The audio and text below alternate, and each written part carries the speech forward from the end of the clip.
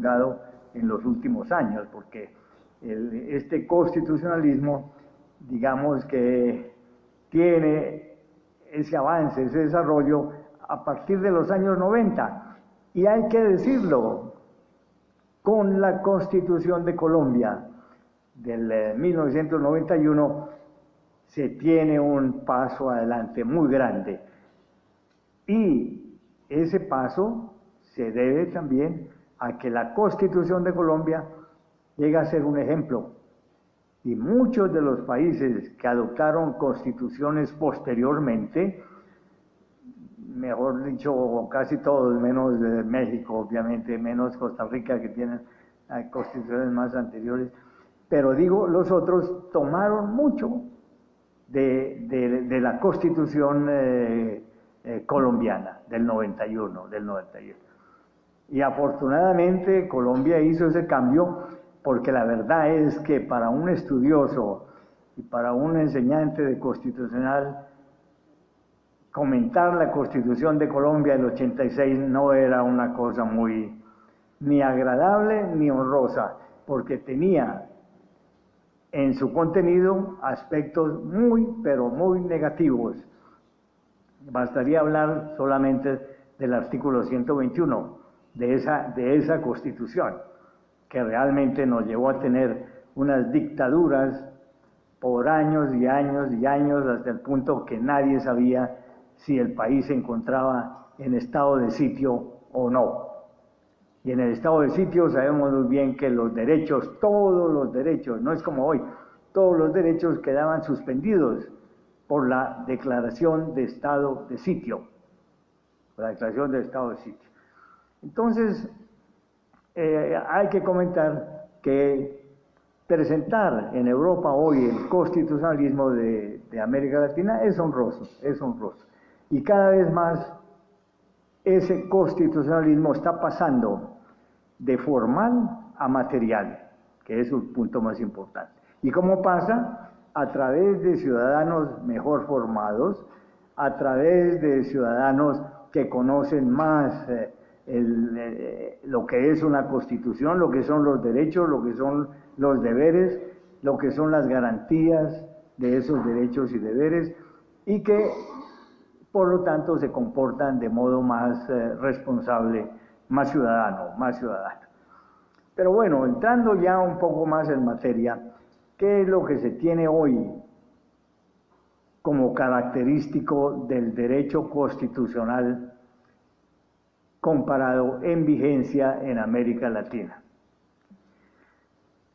Si uno va a cualquier constitución, y hay que recordar que son 5 países con México y Centroamérica, otros 5 países del área andina, los países de la comunidad andina, y otro tanto de los países del Mercosur. No son pocas, son bastantes. Pero uno llega a encontrar una gran similitud de la parte formal y en la parte del contenido.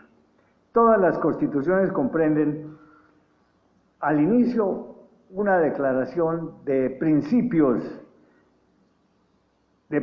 fundamentales que no son norma constitucional, pero son, como se dice en el término, principios, es decir, guías para la organización y el ejercicio del poder. Esos principios tienen que ver sobre todo hoy por hoy con la persona humana, con la necesidad de darle una estructura, una base a esa persona humana, darle por lo tanto más igualdad, más libertad, asegurarle el trabajo, asegurarle condiciones de salud y lógicamente teniendo en cuenta las diferencias de esas personas, sobre todo por el carácter de la edad, las mayores, mujeres, los niños, las niñas, ¿no? Desde ese punto de vista, esos principios generales indican mucho lo que es la filosofía general del Estado en cada país de América Latina.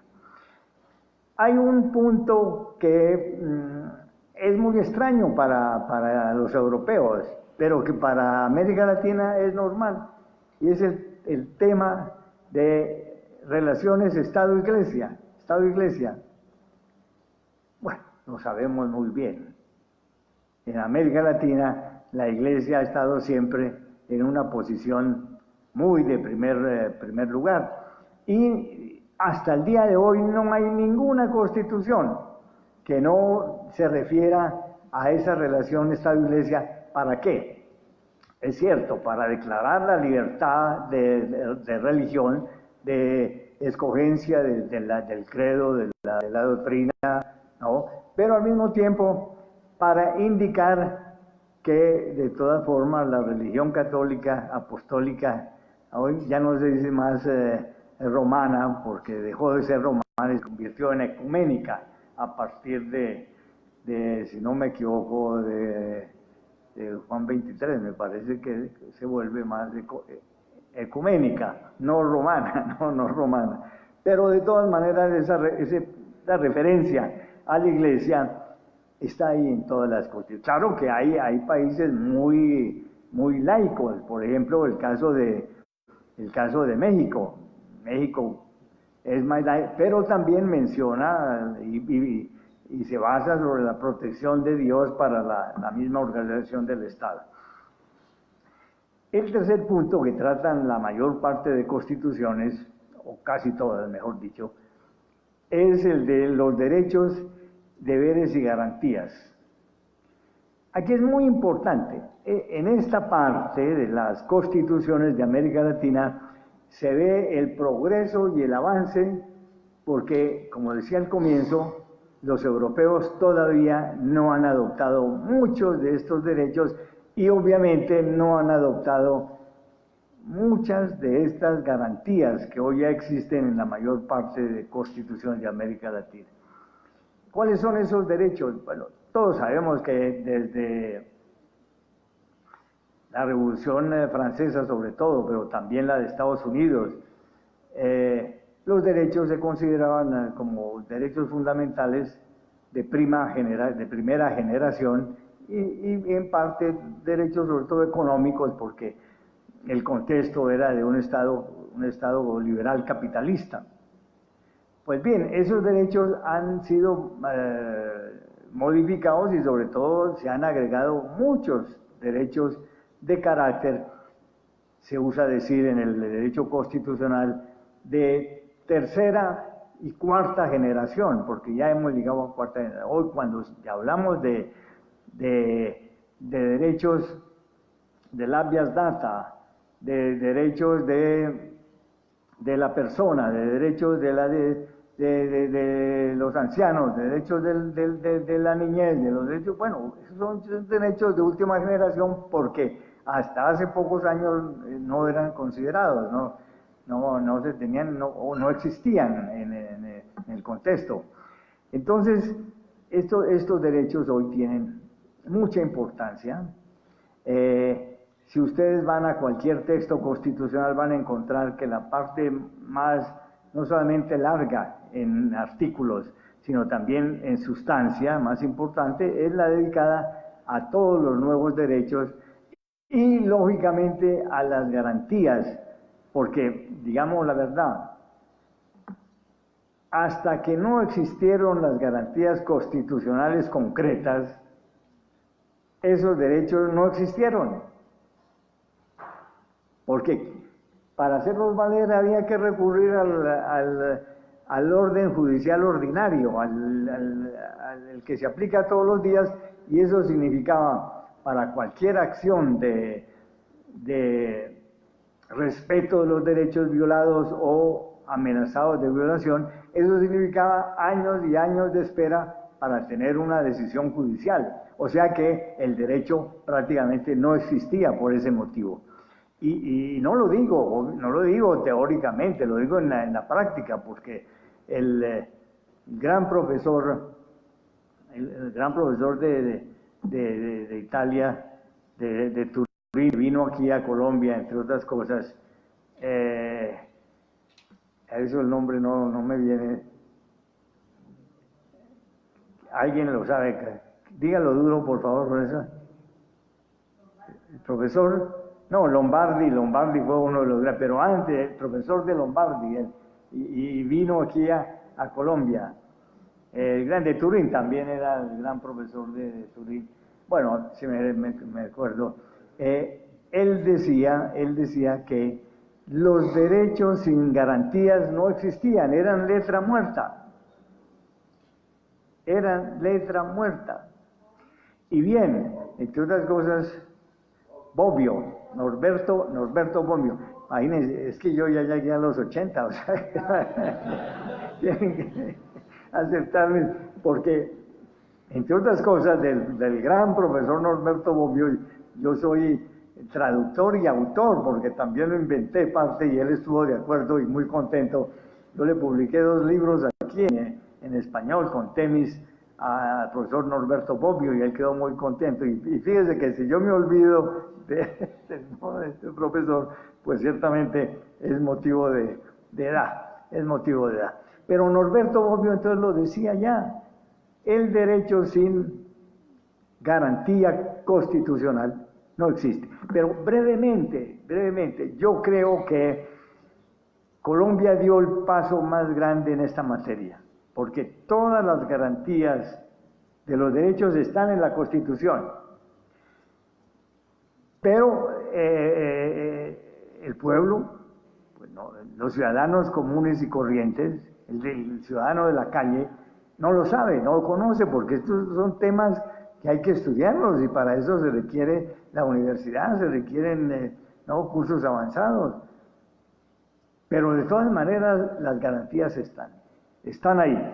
Y fíjense, las garantías, y estamos aquí en una casa judicial, ¿no? Y tenemos aquí muchos colegas que son magistrados, que han sido, que están hoy fuera de retiro, pero siguen siendo de todas maneras juristas. Las garantías son procedimientos judiciales, son mecanismos de procedimiento judicial que se han creado y se ponen al servicio del ciudadano para que sus derechos sean respetados. Imagínense ustedes, si yo tengo un derecho violado, no tengo garantía, tengo que recurrir a un juez ordinario, que fíjense que este sitio tengo que tener un abogado, tengo que hacerlo por escrito, tengo que llenar todas las formalidades. Esa es la realidad. ¿Y cuánto tiempo debo esperar? Mucho tiempo, mucho tiempo. Con la garantía constitucional, para mencionar la más grande, de la tutela,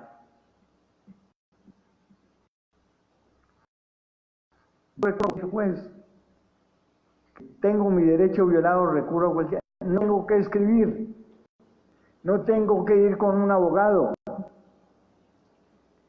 denuncio el caso al juez y el juez está obligado en pocos días a conocer el caso y a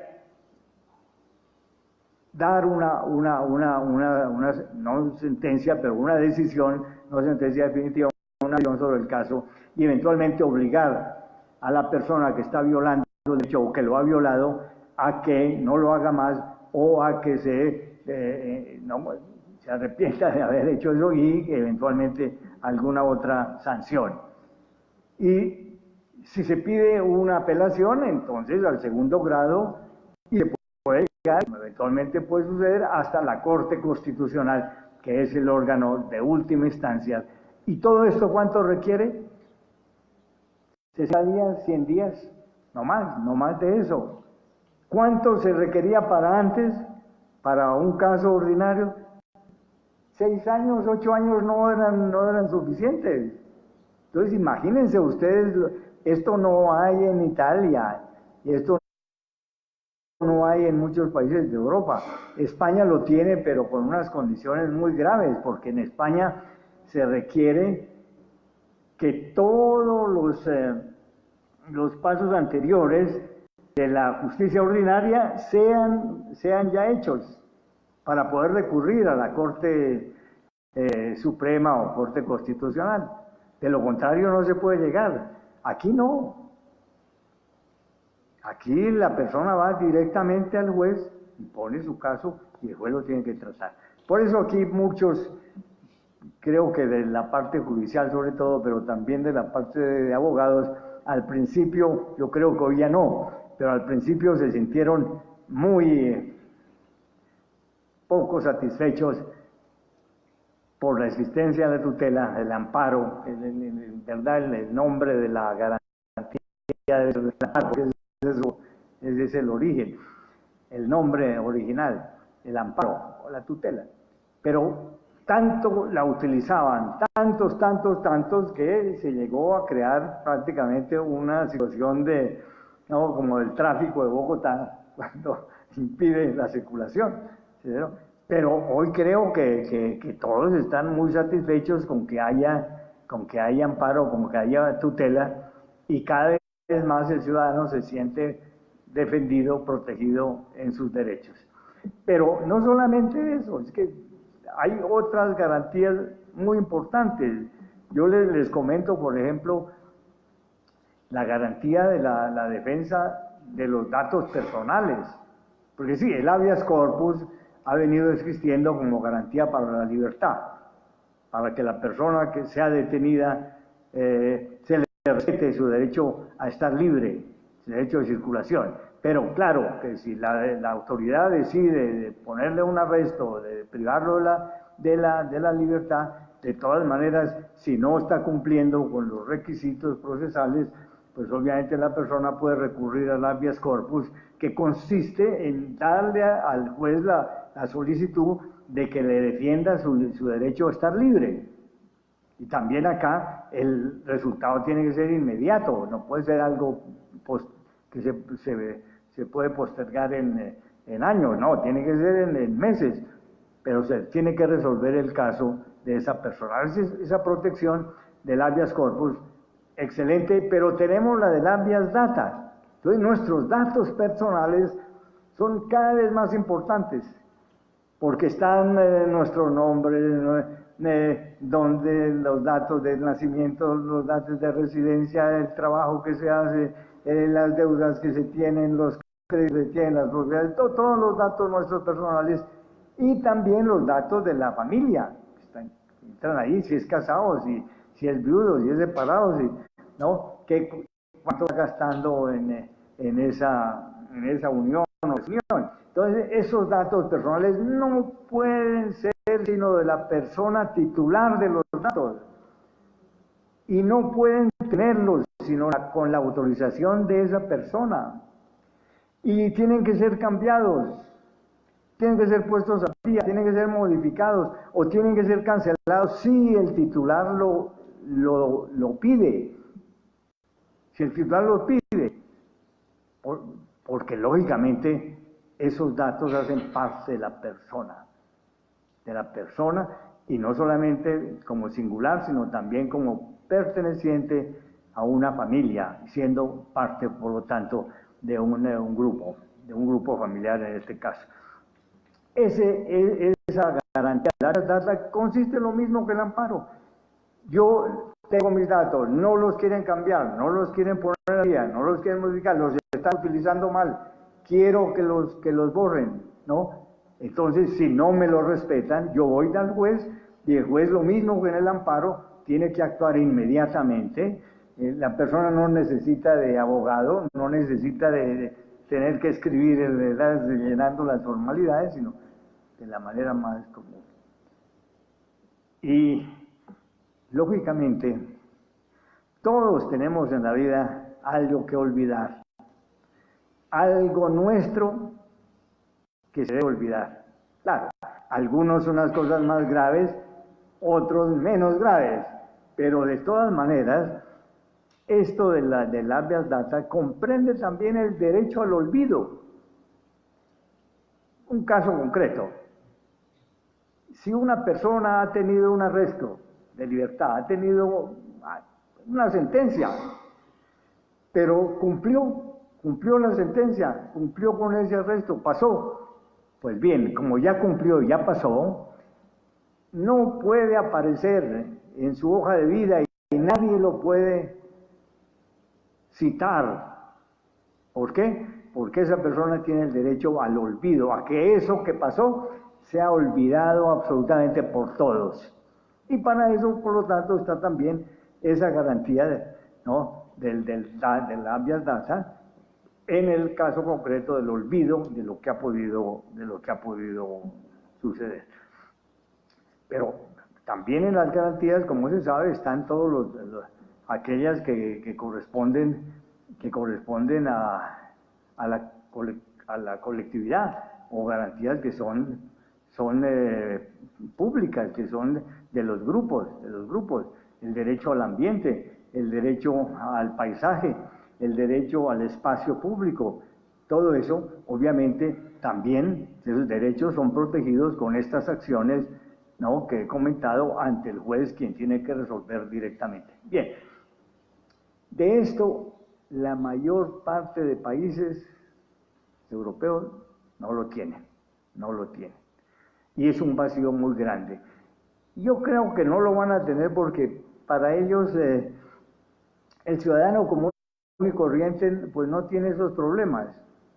Un país como Colombia, un país como Argentina o como Chile puede tener más esos problemas, y por lo tanto hay necesidad más, se siente más necesidad de eso. Allá se siente menos. Y quiero comentarles que un profesor que vino un profesor italiano a Colombia y estudió estas garantías, él quiso llevar al sistema italiano estas garantías, y llegó él era presidente de la Comisión Constitucional de Derechos Humanos, y él quiso llevar la reforma, y quedó introducida en un proyecto de reforma constitucional del año 91, 92. Bueno, desafortunadamente ese proyecto de reforma fracasó porque la comisión de reforma se disolvió antes de tiempo, el Parlamento no tuvo ningún proyecto y por lo tanto quedó ahí muerta la propuesta o la decisión de este profesor de crear también en Italia estas garantías. Se perdió, y de ahí, del 92, 93, nunca más se ha vuelto a hablar en Italia de estas garantías. Bien, a propósito, volviendo al punto de los derechos, yo les comentaba que en la Constitución del 86 de Colombia había el estado de sitio, el estado de emergencia, el estado de excepción. Pues bien, no hay una constitución en América Latina que no comprenda hoy, 2018, el estado de sitio, el estado de excepción. Pero lógicamente la influencia de la reforma del 91 ha hecho que ese estado de excepción, que es excepción constitucional y excepción también de los derechos, ¿no es cierto?, haya sido adoptada, y que hoy por lo menos el respeto de esos derechos exista aún en el estado de sitio. El presidente, el jefe del gobierno, tiene derecho a declarar el estado de sitio por motivos políticos, por motivos económicos, por motivos de sucesos naturales que pueden crear situaciones de emergencia. Y ese presidente, declarando el estado de sitio, que debe ser generalmente aprobado por el Congreso y que debe tener un límite en el tiempo, en ese periodo el jefe del gobierno, el presidente, tiene poderes extraordinarios. Pero quiero aclarar que mientras antes esos poderes podían atacar completamente los derechos de las personas, hoy no lo puede hacer, porque esos derechos no son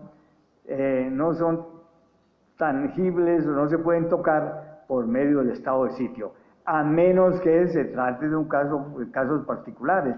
Pero el caso universal, los derechos se respetan aún en el estado de sitio. Y yo vuelvo a este punto porque, como yo vi buena parte del estado de sitio en Colombia, pues me recuerdo que los militares eran los que juzgaban a las personas que tenían alguna sospecho político, era la justicia militar. Imagínense ustedes la justicia militar juzgando a las personas comunes y corrientes ordinarias, ciudadanos normales. Y afortunadamente eso está ya superado. La justicia militar es únicamente para los militares, no se puede aplicar a los civiles, ¿no? Pero con el estado de sitio se aplicaba todo lo contrario. Pero bien, eso ha sido superado. Pero en el estado de sitio también, como yo decía antes, el sistema, el presidente tenía derechos para promulgar leyes, y esas leyes quedaban vigentes hasta cuando no se levantara el estado de sitio, y no requerían aprobación del Congreso, ni tenían tiempo ilimitado, porque el tiempo también era ilimitado del estado de sitio. Hoy afortunadamente hay estado de sitio, pero con todas las limitaciones de los derechos, con todas las limitaciones del control del Congreso o del órgano judicial sobre el órgano ejecutivo. O sea que afortunadamente ya no hay esos excesos de poder por parte del presidente.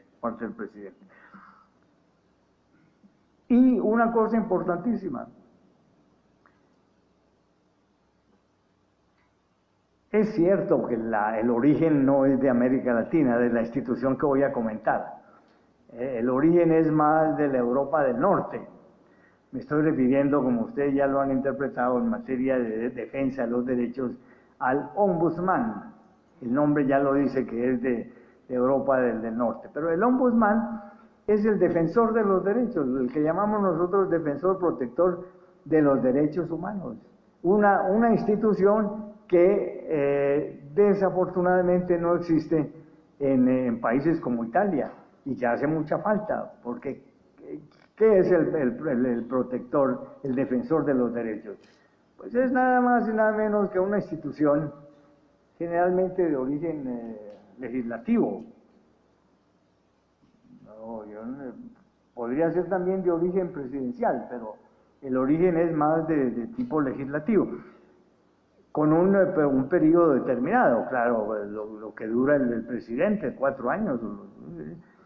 Y ese órgano está encargado de ayudar a las personas para que sus derechos existan, sean ejercidos, no haya violaciones, no haya... Y en el caso de América Latina, ese funcionario, esa institución, es parte del proceso.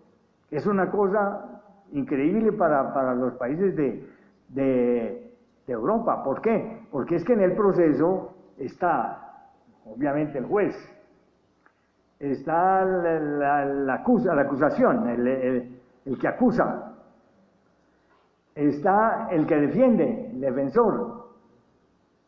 Y obviamente, esos son los 3 personajes que hacen parte del proceso. Bueno, antes también había el caso de que los ciudadanos podían participar en el proceso como audiencia popular, pero eso está ya cada vez más superado. Pues bien, hoy el defensor del pueblo hace parte de los procesos y él participa. ¿Para qué? Para defender los derechos de la persona, ¿no?, a la cual se le han violado o se le han... Entonces esa figura del defensor del pueblo, el ombudsman, es hoy muy típica de América Latina, y tengo que confirmar que no hay país en América Latina que no tenga esa institución. Yo creo que en la mayor parte de países están contentos de tener esa defensoría de los derechos. Colombia fue creado, si no me equivoco, también con la Constitución del 91. Yo pienso que hoy la mayor parte está de acuerdo con que es mejor tener esa institución que no tenerla, y sirve de todas maneras para la protección de los derechos. Bueno, hay un punto muy importante que quiero tratar rápidamente, y es el de las ¿Qué ha cambiado en materia de organización del poder? Todos sabemos que desde la época de Locke y de Montesquieu, sobre todo, los tres poderes, ejecutivo, legislativo, judicial. Bueno, hoy hay países en América Latina que tienen cinco poderes. Es el caso de la última constitución de Venezuela, que tienen el poder del pueblo como quinto, como cuarto poder, y tienen también lo que comentábamos del defensor, que hace parte como poder del Estado, o sea, la división de poderes. Pero lo que más ha cambiado en América Latina es que, precisemos, en ningún país de América Latina hay parlamentarismo. Y si no hay parlamentarismo, quiere decir que no hay responsabilidad política en el sentido de control del legislativo sobre el ejecutivo y al mismo tiempo control que produce eventualmente la obligación del ejecutivo a disolverse, a terminar su poder y allá convocar a nuevas elecciones, que es lo que pasa en los regímenes parlamentarios. Cuando pierde la confianza el Ejecutivo, no hay otra alternativa que o el Ejecutivo disuelve el Parlamento y convoca a todo el pueblo a nuevas elecciones, o renuncia y se nombra un nuevo jefe de gobierno y un nuevo gobierno. Pues bien, eso en América Latina no existe porque no hay parlamentarismo. Con las últimas constituciones, la América Latina ha entrado en una especie de régimen casi parlamentario, porque han establecido la responsabilidad de todas maneras del gobierno, no del jefe de Estado, porque el jefe de Estado ha sido elegido por el pueblo. En los sistemas parlamentarios el jefe de Estado no es elegido por el pueblo y por lo tanto el Parlamento no tiene el poder de mandarlo a casa. Pero la responsabilidad del gobierno está muchos han creado el primer ministro, que sería el responsable ante el Parlamento, ante el Congreso. Y el Congreso le podría dar el voto de desconfianza y obligar a que el presidente lo cambie. O en algunos casos como, Venezuela, pero creo que Colombia también, si el Congreso le quita la confianza, declara a la persona por tres veces la misma desconfianza, el voto de desconfianza, entonces el gobierno podría disolver el Congreso, como en el caso de Venezuela, y podría llamar a nuevas elecciones, o pedirle el retiro a la persona que le han quitado la confianza, al primer ministro, y de esa manera superar el problema. Pero repito, en América Latina es prácticamente ya común en todos los estados que el gobierno, al menos en el primer ministro, el caso de Argentina es muy típico, ellos tienen un presidente del Consejo que responde ante el Congreso. Entonces esa persona es susceptible de ser declarada en desconfianza y prácticamente obligarlo a dejar el cargo y obviamente a nombrar otro nuevo.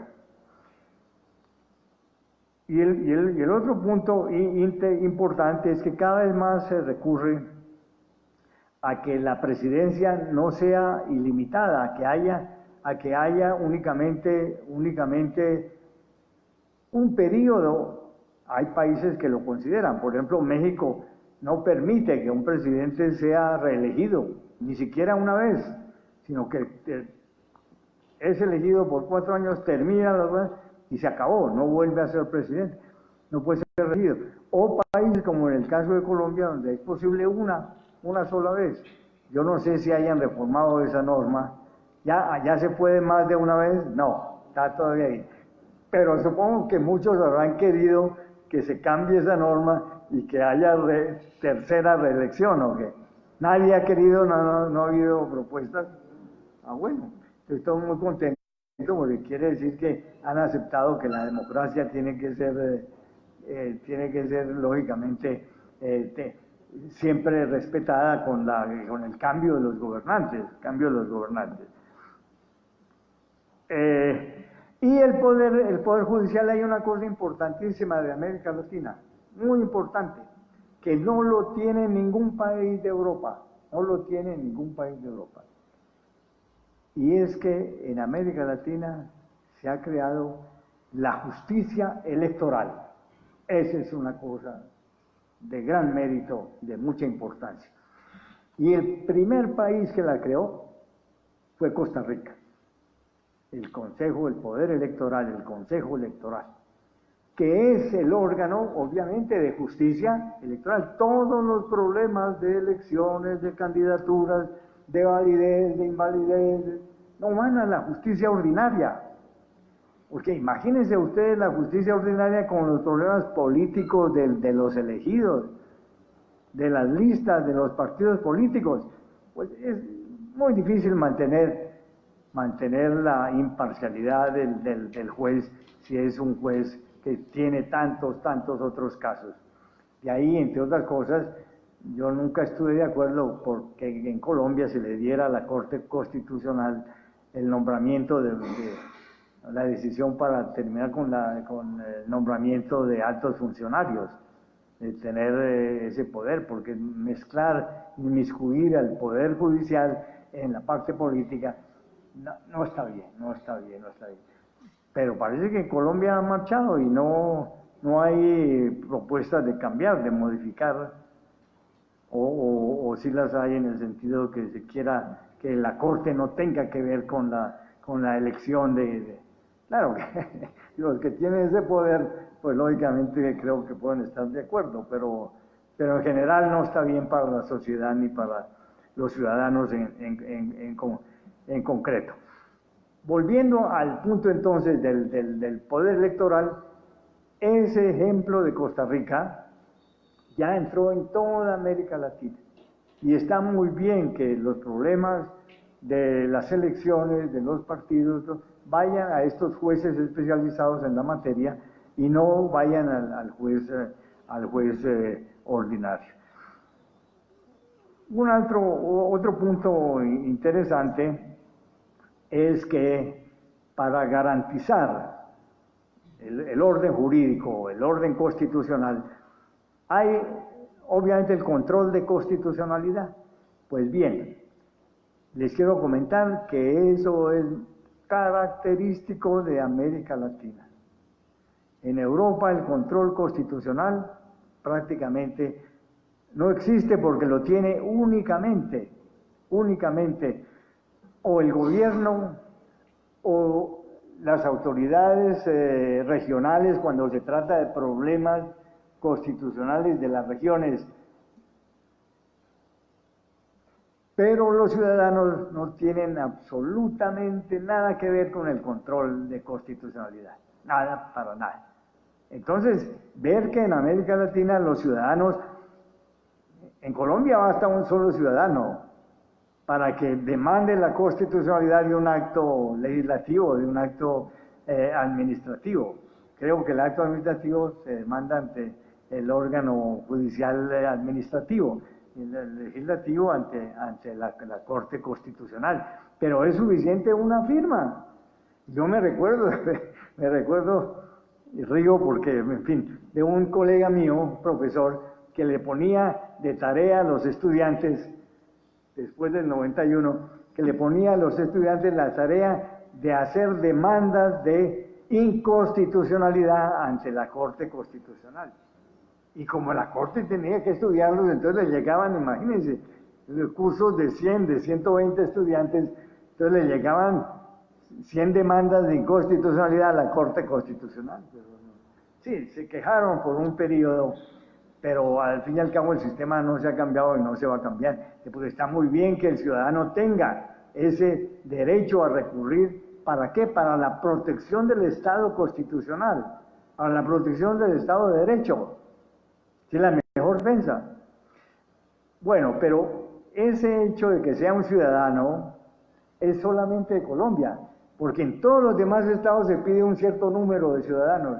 la firma del 4% o del 5%, o no, miles, por lo menos, de ciudadanos para que se pueda recurrir a la Corte Constitucional o a la Corte Suprema, porque aquí hay que aclarar, países como Colombia, que tiene Corte Constitucional separada de la Corte Suprema, prácticamente no los hay en América Latina. Todos tienen una sola Corte.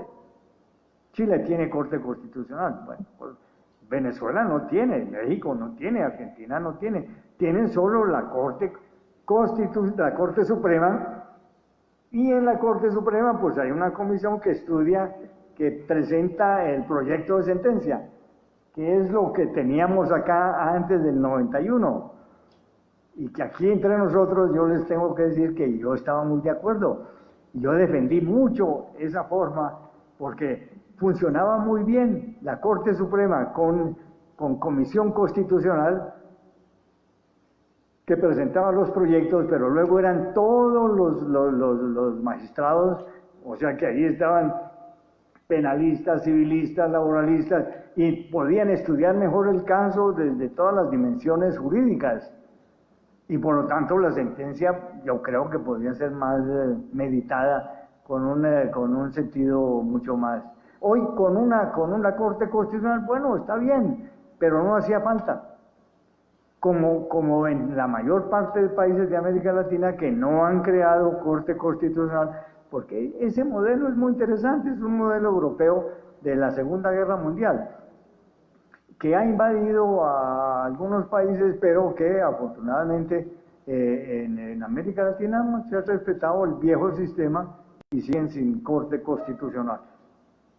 No quiero dar a entender que yo tenga alguna crítica a la Corte Constitucional de Colombia, no, por el contrario, de lo que yo he podido constatar, en Colombia la Corte Constitucional ha funcionado muy bien, es muy respetada, se le acepta muy bien, tiene una gran aceptación popular y también de los constitucionalistas se hablan muy bien. Yo no he oído ninguna crítica.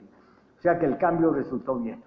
Nuestro colega, el profesor Restrepo Piedrahíta, debe estar muy contento porque esa idea fue también de él y la defendió, yo creo porque él la había aprendido en Europa, en Italia. Bueno, ya como el tiempo está casi por terminar, entonces yo les quiero comentar por último una cosa muy importante del constitucionalismo, que en Europa hay mucho vacío en la materia. El problema es el conflicto de intereses, la incompatibilidad y la responsabilidad en la función pública. Esos temas son de una importancia, pero muy grande. ¿Por qué? Porque en resumen significa acabar con la corrupción. En un país donde hay conflicto de intereses, incompatibilidad y la responsabilidad de los funcionarios públicos, la corrupción es menos probable. Desafortunadamente, en la forma, estos temas de incompatibilidad, responsabilidad en la función pública existen. En la forma, en la teoría, en las normas están, pero no se hacen cumplir. ¿Qué significa la incompatibilidad? Bueno, tenemos el caso hoy en la prensa, y lo he oído mucho, del fiscal. Si él tenía relaciones antes de entrar a ser fiscal con empresas o con personas que luego tienen casos y esos casos tienen que ver con la fiscalía, pues ahí hay incompatibilidad. Esa persona no puede pronunciarse, no puede ejercer las funciones, se tiene que declarar impedido o por lo menos tiene que renunciar. En muchos casos debe renunciar si esas incompatibilidades son de tipo esencial, de tipo que le van a impedir, no solamente en ese caso, sino en muchos otros, entonces tiene que... Y el otro punto de responsabilidad, el que comete un error, el que comete un hecho que está por fuera de la norma, tiene que responder en primera persona. y tiene que responder en primera persona con su propio patrimonio y con su propia vida, con su propia libertad. Y esa responsabilidad se le tiene que hacer efectiva. Pero fíjense ustedes, por ejemplo, en un país como Italia, como esto no existe, entonces tenemos funcionarios como el caso de Berlusconi, que ha llegado a tener todos los poderes y todavía sigue siendo, ¿no?, siendo el gran propietario de la televisión, siendo el hombre de poder económico más grande que hay, y no obstante llega a ser jefe del gobierno, llega a tener poderes obviamente sobre todas las materias de su competencia privada capitalista. No, pues esa es una falta de aplicación de la incompatibilidad, y lógicamente la responsabilidad no se le va a aplicar nunca porque no. Entonces países como Italia tienen que aprender mucho en ese aspecto. Última palabra para la doctora Estela, para agradecerle esa invitación y de haber tenido con ustedes esta oportunidad de intercambiar, o por lo menos de decirle mis ideas.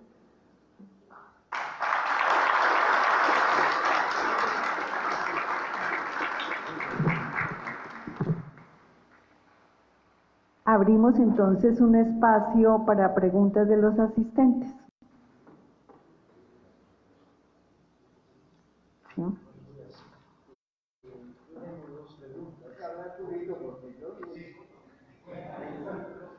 Tengo dos preguntas de su relación muy interesante como siempre.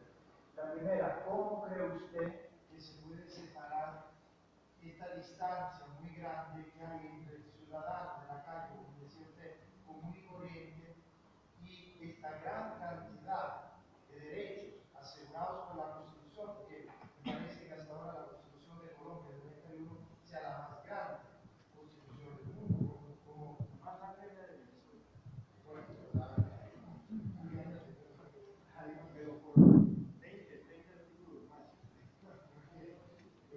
Entonces, y también, o sea, para que todos esos derechos, porque yo me acuerdo de sus clases en Italia, que, o sea, usted decía que había muchísimos derechos asegurados adentro de la Constitución de Colombia, y uno de los peligros era que de pronto no todos realmente se podían, digamos, aplicar de una forma material.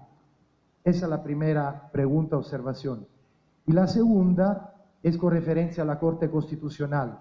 Por ejemplo, en Italia, la Corte Constitucional también físicamente queda al lado del Palacio de Quirinal, donde vive el presidente de la República, para asegurar este asunto, digamos, de ser superpartes a la política. Pero también en Colombia la introducción de la Corte Constitucional, creo yo, encontró un Estado y una clase de juez un poco preparada, digamos, a la idea de Corte Constitucional desde como era antes, porque antes había una tradición diferente en los países latinoamericanos. Esto ha causado algunas situaciones un poco difíciles, por ejemplo, en la situación concordataria, del concordato, donde la Corte Constitucional hizo varias sentencias con referencia al concordato. Entonces, ¿usted cómo cree que se podría mejorar un poco, según su experiencia, lo de la Corte Constitucional? Gracias. Primero, gracias porque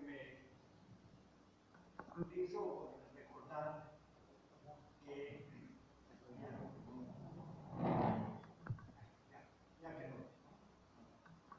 No, sí, ya está. Me hizo recordar de lo de la Santa Sede, ¿verdad?, que Colombia es el único que tiene concordato con la Santa Sede. Hay otro que es Ecuador, pero no lo aplica nunca, pero el único país con concordato es Colombia. Bueno, el hecho de que haya muchos, excusádeme la redundancia, que haya muchos derechos en un país como Colombia, en América Latina, y que los ciudadanos no los conozcan, no sepan, y que haya garantías y que ellos no las ejerzan porque no las conocen, se puede superar única y exclusivamente a través de lo que estamos haciendo, la educación. No hay otra vía, Porque los periódicos podrían hacer mucho, pero ¿quién compra, quién lee los periódicos? Y hoy con internet todavía menos.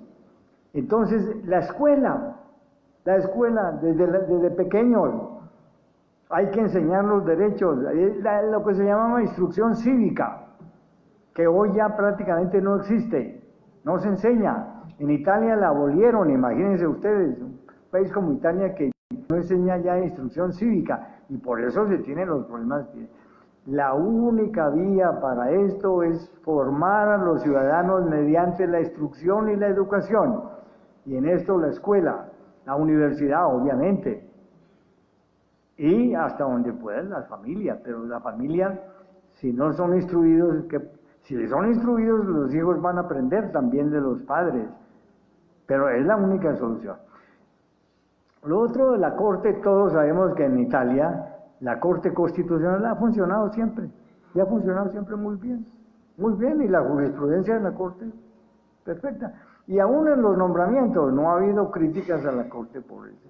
O sea que el haber creado ese órgano en Italia después de la Segunda Guerra Mundial ha sido positivo. Ha sido positivo. Sí, la Corte Suprema ha perdido mucho, como en el caso también, yo no sé si de Colombia se ha perdido un poco, pero en el caso de Italia, la Corte Suprema quedó reducida a una Corte de Casación. Aunque tiene el palacio más bello de Roma, porque hay que recordar, muchos lo critican y dicen que es demasiado barroco, que tiene recargado, pero es una belleza. Ustedes van a internet y dicen Palacio de Justicia, lo llaman en Italia, en Roma lo llaman el Palazzaccio, para decir el palacio feo, Palazzaccio. Pero de todas maneras la Corte Suprema está allá y sigue funcionando. Y creo que ya creo que respondí ya. ¿Sí? Bueno, gracias. ¿Había otra pregunta? ¿Tú? ¿Alguien más? El micrófono. Buenos días, doctor. Dos preguntas claras y concisas. Bueno, en principio entendemos que todo pues falla tutela, no entiendo. Pero entonces, de nuestro derecho del acceso a la justicia, ¿creería usted que es idóneo que existan jueces?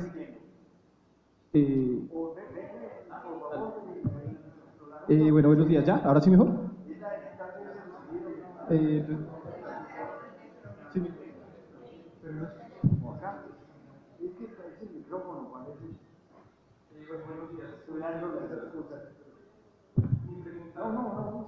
Mi pregunta, ¿sí ya?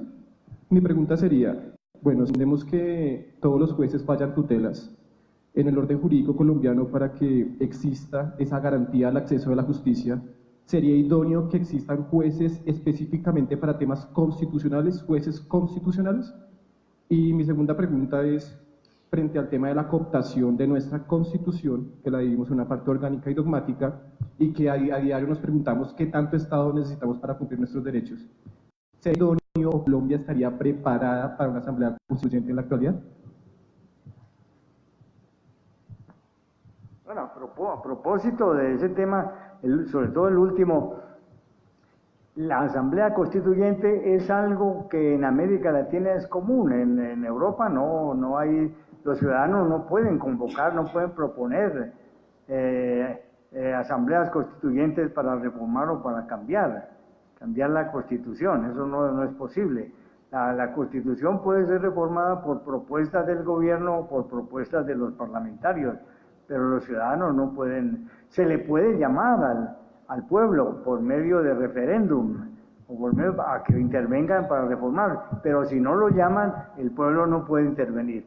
Ese es un aspecto negativo del sistema europeo y muy positivo de América Latina y en particular de Colombia, porque el pueblo puede participar con sus propias firmas convocando a una asamblea constituyente.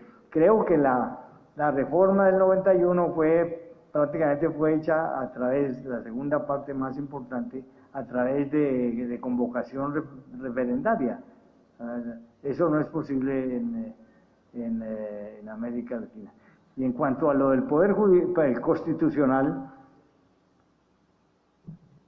Yo creo que el poder constitucional se justifica completamente porque se trata de defender nada menos que el Estado de Derecho, que la pirámide constitucional lo dice todo, la pirámide kelseniana. Si no se respeta, si las normas inferiores no respetan las superiores, pues se tienen que salir del orden jurídico, tienen que ser declaradas nulas. ¿Y cómo se logra eso? Pues primero mediante la participación popular, pidiendo a cualquier nivel la nulidad de las normas que sean contrarias a las normas superiores y a la Constitución. Y en segundo lugar, creando una corte como la Corte Constitucional que defiende ese orden jurídico jerárquico y según el cual las normas que violan una norma superior vienen a ser declaradas nulas hasta arriba la cúspide de la montaña.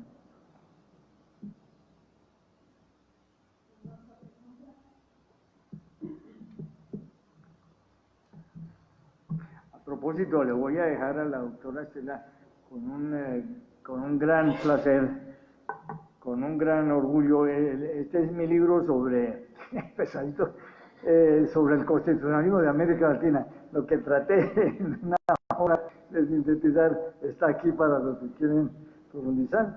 Y como no es suficiente, no era para el tema de hoy, tenía que otro segundo libro, que es el de las garantías constitucionales en América Latina, que complementa estos datos. Yo los debo a la doctora Estela y se los llevo porque son pesados, los llevo a la oficina. Y agradezco muchísimo de nuevo.